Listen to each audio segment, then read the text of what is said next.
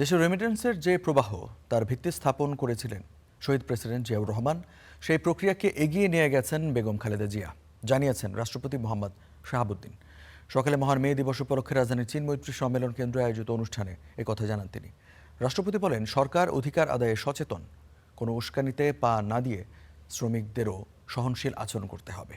এর আগে অনুষ্ঠানে শ্রম ও কর্মসংস্থান উপদেষ্টা বাহরিয়া আমিন বলেন, শ্রমিকের ঘামে গড়ে উঠেছে নতুন বাংলাদেশ।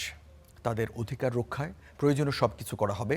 এ সময় শ্রম ও কর্মসংস্থান মন্ত্রণালয়ের মন্ত্রী আরিফুল ইসলাম বলেন, সবসময় প্রধানমন্ত্রী তারেক রহমান শ্রমিকদের গুরুত্ব দিয়েছেন।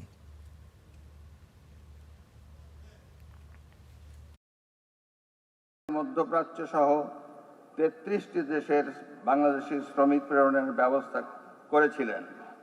এই উদ্যোগই পরবর্তীতে বাংলাদেশের অর্থনীতিতে বৈদেশিক মুদ্রা প্রবাহের নতুন যুগের সূচনা করে।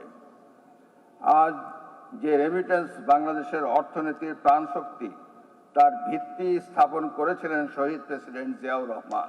পরবর্তীতে সাবেক প্রধানমন্ত্রী দেশনেত্রী বেগম খালেদা জিয়া সেই ধারা সমুন্নত রেখে শ্রমিকদের একাধিক সমাবেশে শ্রমিক সমাজের সঙ্গে একত্রতা ঘোষণা করেন।